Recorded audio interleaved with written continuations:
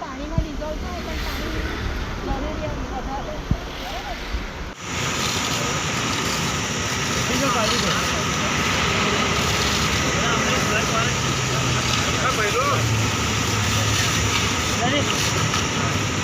હવે ના નીકળે રસ્તાથી ગાડી પડે.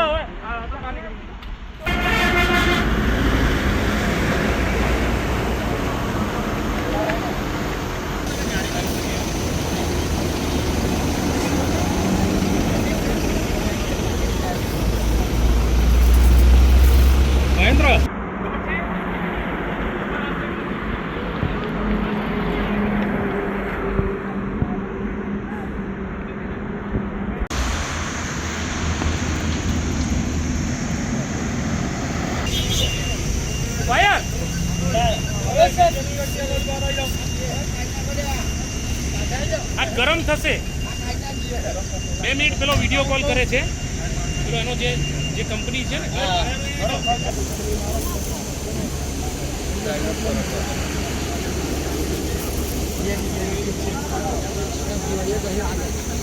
ઘટના બની છે, ક્યાં બની છે, કેવી રીતે બની છે?